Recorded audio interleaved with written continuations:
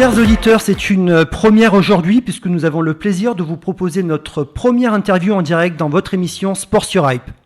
Effectivement, Jérémy, c'est un plaisir aujourd'hui de recevoir dans Sport sur Hype Antonin Manavian, défenseur de l'équipe de hockey des Ducs d'Angers, deuxième de la Ligue Magnus, la première division française, et donc qualifié actuellement pour les playoffs qui ont débuté ce week-end, et également international français. Et donc c'est un grand plaisir que nous recevons aujourd'hui Antonin Manavian. Bonjour Antonin. Bonjour. Alors tout d'abord, pour en savoir un petit peu plus sur toi, tu as joué dans les plus grands clubs français, que ce soit à Rouen, Grenoble ou actuellement à Angers, également à l'étranger, à Zagreb, mais aussi en Autriche. Et, est-ce que tu peux nous revenir un petit peu brièvement sur ton parcours en tant que joueur de hockey ? Oula, il est assez long. Je suis parti très très tôt de la maison. J'avais 16 ans au Canada et j'ai accroché directement à ce sport quand j'ai commencé à 8 ans. Et puis après, j'ai voulu en faire ma passion et vivre de ce métier-là. Donc, je suis parti un peu partout, aux États-Unis, en Allemagne, en République tchèque, en Autriche. Je ne sais pas si je dois vous citer tous les clubs, mais Il y a eu pas mal de pays traversés, ouais, effectivement. voilà, exactement. Donc, j'ai beaucoup voyagé. J'ai vu beaucoup de cultures aussi, parce que c'est ça qui m'intéressait aussi. Et puis voilà. Et du coup, d'avoir traversé tous ces pays-là, en termes de jeu, par exemple, au niveau du hockey, qu'est-ce que ça a pu t'apporter techniquement, en termes de... Voilà, parce que effectivement, tu dis que tu viens du Canada, qui est quand même un grand pays de hockey. Et donc, c'est vraiment ça qui a fait naître ta passion pour ce sport.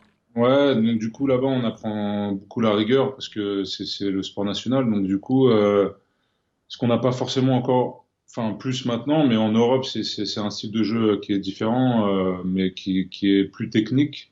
Mais là-bas, on est plus physique quand même. Donc, non, ça m'a apporté ce côté un peu rigoureux de pouvoir travailler déjà, parce que cette mentalité euh, outre-Atlantique est 10 fois plus, comment on pourrait dire, je vais le redire encore, mais physique, c'est ce qu'on n'a pas nous en Europe. Alors, actuellement, tu es donc au Duc d'Angers. Vous venez de finir la saison régulière où donc Angers a terminé deuxième et donc les playoffs ont commencé ce vendredi où vous jouez contre Chamonix-Mont-Blanc. Donc là, c'est pour nos auditeurs, donc c'est un système de quart de finale. Donc le premier joue contre le huitième.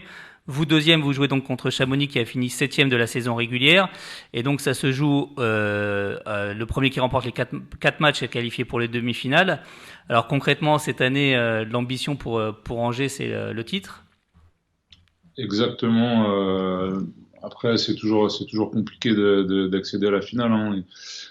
Chamonix est une bonne équipe aussi, donc enfin moi je l'espère qu'on va gagner en 4 matchs, mais c'est jamais évident. C'est toujours compliqué de gagner sur 4 matchs d'affilée, sachant que c'est très court, quoi. Donc on joue vendredi, samedi. Après, si on en perd un, on peut jouer lundi, mardi, mercredi et rebelote pour vendredi, samedi, quoi. Effectivement, c'est des choses qui peuvent être sur un temps très rapproché. Le fait de jouer aussi, peut-être de gagner très rapidement ces matchs, ça vous permet de vous économiser physiquement pour les matchs suivants. Justement sur le terrain, donc toi tu te positionnes en tant que défenseur.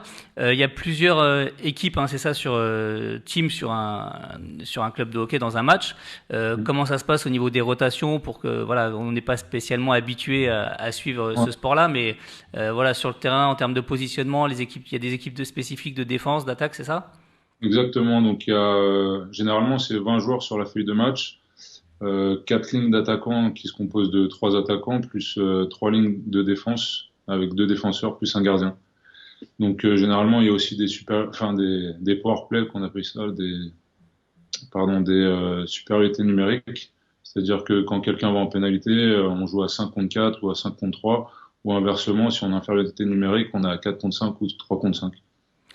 Donc effectivement un sport quand même assez physique, sport de contact aussi. En durée un match concrètement, donc ça se joue sur 3 tiers-temps, c'est ça? Oui, 3 périodes de 20 minutes. Pour avoir, si on a un joueur majeur entre guillemets de l'équipe, on Ouais. peut avoir en tant qu'attaquant 18 à 20 minutes et puis 20 à 25 minutes pour un défenseur. Ouais. D'accord. Bah écoute, en tout cas, nous on suit ton actualité. Bien sûr, bien évidemment, on va donner l'ensemble des résultats sur nos ondes, sur cette partie de play-off. Je pense qu'on aura peut-être l'occasion aussi de te recevoir pour voir ce suivi-là. Ça, c'est pour la partie avec les Ducs d'Angers, mais tu es aussi international français. Donc tu joues avec cette équipe de France de hockey. Alors vous n'êtes pas qualifié pour les JO qui ont eu lieu en début d'année à Pékin. Quel est l'avenir justement avec cette équipe de France de hockey? Je pense que à l'heure actuelle, elle est en reconstruction. Après, avec les circonstances actuelles, on ne sait pas encore si on va réintégrer le groupe A, c'est-à-dire par rapport à la Russie et la Biélorussie. Mais là, ça se reconstruit. Moi, je savais pas si j'allais rejouer cette année, donc c'était compliqué.